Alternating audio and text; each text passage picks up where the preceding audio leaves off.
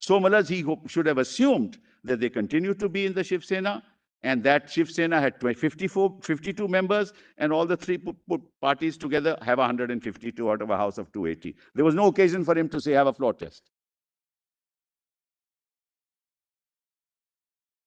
And undisputedly, in the present case, the group of the Shiv Sena legislature party, represented by Eknath Shinde, is a faction of the legislature party, albeit a majority.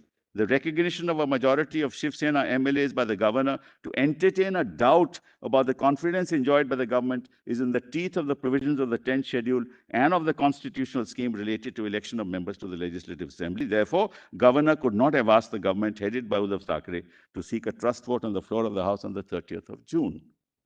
On this basis, the governor's decision rather placed a premium on the unconstitutional acts of a faction in the legislature party, allowing them to topple an elected government. He knows, because he is not a member of the assembly, but he is part of the legislature. So he knows.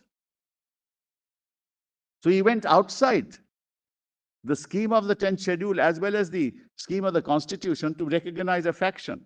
Majority or minority doesn't matter. The governor is knowing fully well that a faction of the legislature party cannot be recognized under the constitution. Sorry, just to pause here. According to you, suppose there is a split, which is now, of course, not recognized. Yes. So what would have been a split under the unamended provisions of Para 10 of the 10th schedule? But there is a group of legislators who would otherwise, who have otherwise left they say we have withdrawn support. Correct. Right, whether they withdrew support here or not, that you've already made your point. Now, they will incur a disqualification because there is no split which is recognized by the 10th schedule now. Yes.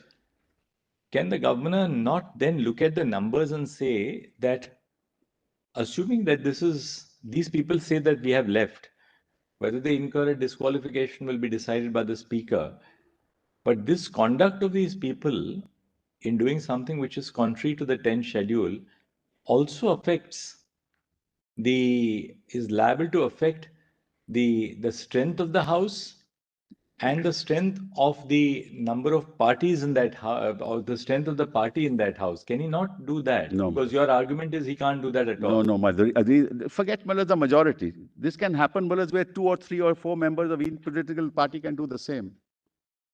What you're doing is, Mullahs, when there was no 10th schedule, what used to happen? The same thing. What my Lord is putting to me used to happen when the 10th schedule was not there. Right. So you are going back to a state where the 10th schedule is not there. That's my answer. Because that's exactly what your lordships are putting to me. Can't the governor, looking at the fact that these people now say they want to withdraw support, they may be disqualified as a separatist.